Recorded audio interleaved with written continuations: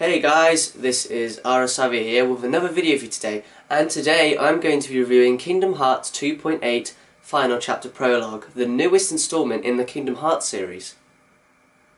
Hey, that was a pretty good take. If you don't know me very well, then I should tell you, I love Kingdom Hearts a lot. It's probably one of my favourite series in the world, and I want Kingdom Hearts 3 already. Tetsuya Nomura, if you're watching this, can we at least get a release date for it, please? Because I want it.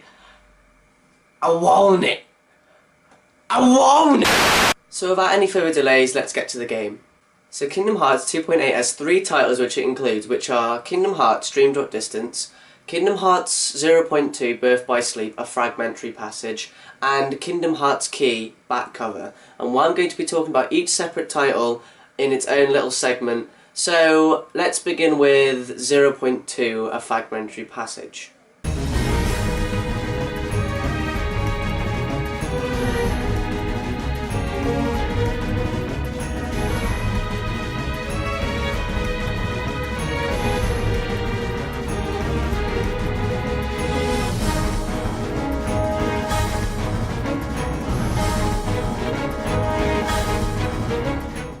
This title was originally going to be a part of Kingdom Hearts 3 itself, but because Kingdom Hearts 3 is taking forever,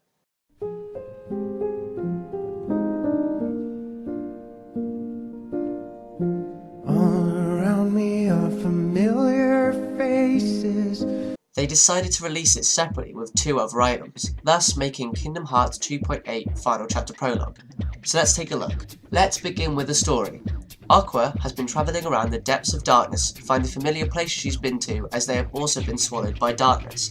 She is trying to find a way out, and in doing so comes across some friends and a ton of new and familiar Heartless. But are her friends really there? And does any other follower of Light find Aqua? The answer is in this installment. The story is great, and it shows us something that I didn't even know I wanted to know. It's amazing. If you're caught up with the Kingdom Hearts series, then you'll love seeing all these characters come back in their amazingly new graphical look. And speaking of the graphics, this title is using Unreal Engine 4 and it's looking fine as hell. These new Kingdom Hearts graphics are amazing. I've been playing what it's had to offer and just been looking at all the new neat little graphical tricks they have, from casting these amazing looking spells to all the particle effects to the way Aqua is looking. It's a marvel to look at. It also has some really cool new music, and I believe some tracks do return too. From this, we know Kingdom Hearts 3 is going to be one of the best looking and sounding games on the console when it is finally released. So after the story and graphics, we want to know how well the game plays. Let's just say it doesn't disappoint. We have a familiar feel of Kingdom Hearts 2 with the use of the triangle button, and of course the original combat system is back, and that is really fun. But they've added some really neat new things, either from old installments or completely new things altogether. For example, shot looks have returned from Birth by Sleep, and the use of the triangle button as mentioned before. You can use the triangle button to activate Spell Weaver, one of the command styles from Birth by Sleep. She can also use Mega Strong Magic. Casting Fire Aga, Thunderga, and Blizzaga can give her the option, if she does enough damage, to use even stronger magic. Commands like Firaja, Thunderja, and Blizzaja are available to use with the triangle button, and they look amazing and do tons of damage. Fly motion also returns, but it's not used too much in this installment, only for running along a few rails. It's not as deeply implemented as it was in Dream Drop Distance, but I do believe that 3 will include the mechanic at a much higher level. Overall, the mechanics for moving around, battling and all that stuff is very familiar, but what they have added makes the game have much more depth and improves it by a ton in my opinion.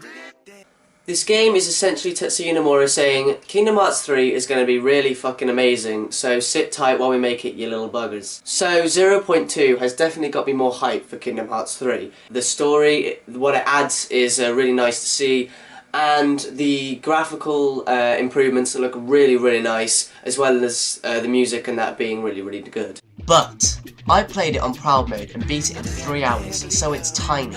There is technically more to do. You can collect all the objectives and dress Aqua up. Plus, replayability is a thing, and there is this little Zodiac thing which I won't spoil, but is pretty awesome. But I'm not counting that. Initial playtime is kinda small, but it's supposed to be. It's a taste of Kingdom Hearts 3. It's just a spoonful, but that spoonful is so delightful and so tasty and great in every way that it's still very satisfying. Plus, this isn't on its own, it also includes Dream Drop Distance and back cover. So because the back cover is just a little movie. I'm going to get to that next.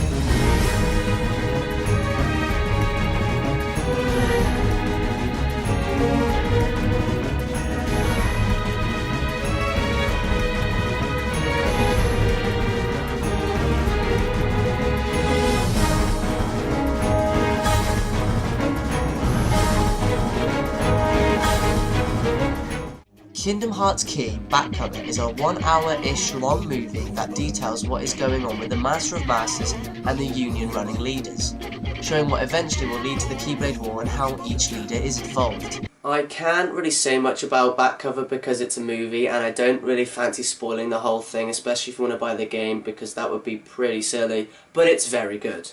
The animation is really good looking, and honestly, if I saw similar animation style used in an actual film, it would totally work. It looks great, and it's very interesting as the internal politics of this group of people following this mysterious Master of Master unfolds.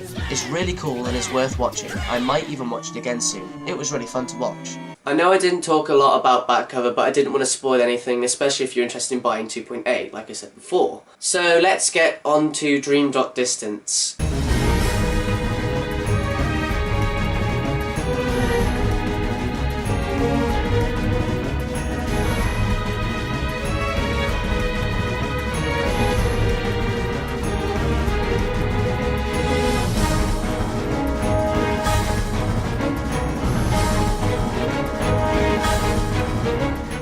Kingdom Hearts Dream Drop Distance, also known as 3D, was a 3DS title originally that came out about 5 years ago, and they've re-released it onto the PS4. This installment, however, has been given a graphical upgrade both in the cutscenes and gameplay, and instead of motion controls they have been replaced with other ways to use reality shifts, petting your dream ladies and so on. Also, you use an actual controller and not the kinda under par 3DS controls, which I will explain in more detail later. So is this new version of Kingdom Hearts Dream Drop Distance better than the original on the 3DS? In my opinion, yeah, it is.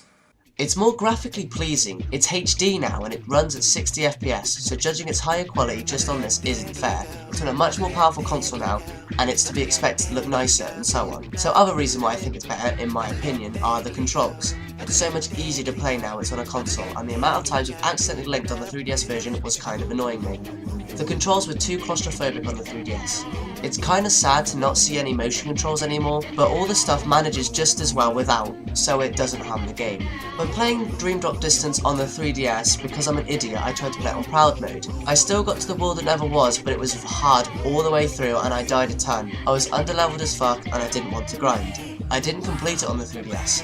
Does that make it a bad game? I believe not. It's a really fun game. It was my fault I didn't enjoy it that much, because on the HD version, I put myself in an easier difficulty, which made the game way more fun. I died a lot less and had a lot more fun fighting, which meant I actually didn't mind grinding that much. If I were to return to this game and play on Proud Mode or even Critical Mode, I might actually have more fun as I get the mechanics of the game a lot more now and I would actually be familiar with the game. I haven't talked too in depth about Kingdom Hearts Dream Drop Distance, but if you've already played it on the 3DS then you know what you're up against. In conclusion, Kingdom Hearts Dream Drop Distance is a very good game. It's always really fun going around, flying around in slow motion, playing with your dream mates is fun, getting new abilities because of them is really cool, having loads of adventures in the really big maps, especially in Dream Drop Distance, is really fun, and of course it being amazing 60 FPS and graphical upgrade is really good, and I had a lot of fun with it. So there you have it, an individual look at each item in this selection of games. But that's not all. I've also invited one of my friends, DTM ShadowSlayer, to come on to the show and to talk about his opinion on the game, as he is a massive Kingdom Hearts fanatic as well. Take it away, dude. Hey everyone, so now that you've heard Brandon's review on 0.2 and HD, Dream Drop Distance, and Keyback Cover, so you're going to hear my side of it now. So, as for 0.2, a lot of people were complaining that it's quite a short game. And that's because it wasn't a full game. Nomura and other Square Enix employees did say this on multiple occasions. They gave it to us as a separate mini-episode. And that's a quote right there. Tetsuya Nomura said it was a mini-episode, which can directly lead on to Kingdom Hearts 3. As for the game itself, the graphics, they are beautiful. Yes, the graphics were absolutely amazing in that game, and it really shows what the next generation of consoles can do. I mean, if you look back at Aqua in Birth by Sleep, and Aqua in 0.2 Birth by Sleep, Even the HD remix of Birth by Sleep, you can see how far the graphics have come and how beautiful the game now looks. The spells, they look so amazing. Like when you cast fire or Thundaga or something like that, then it actually illuminates the area. And the way that Aqua was able to use the ice magic Blizzaga to actually glide and use flow motion. In all the old PS2 games, we would never even thought this would ever happen. But now with the next generation of consoles, it is so much more possible to do so much more with the games now. Now, HD Dream Drop Distance, there isn't really much more to say, and I really like the new Dream Eaters in there, especially that penguin one that's in the spa. It does nothing, it just chills there. It chills there, and that is why it's one of my favourite Dream Eaters. It's just so chill. We left Kingdom Hearts key back cover with more questions than answers. I mean, it was nice to see the masters and stuff and the foretellers in HD and beautiful, beautiful HD. It really was. You can actually see the fabric on the clothes. And when I found out that my mind was blown. Completely and utterly blown. It was such a good movie, it really was. But yeah, I hope that I gave you some insight into what I thought of the new 2.8 game. It was a pretty damn good game. A game collection even, not gonna lie. But yeah, thanks for Brandon for letting me join him in this video. I will see you in the next chapter, guys. Back to Brandon. Thanks for coming on the show, and make sure you guys check out DTM ShadowSlayer after this video. He's a really cool YouTuber and I would totally recommend him.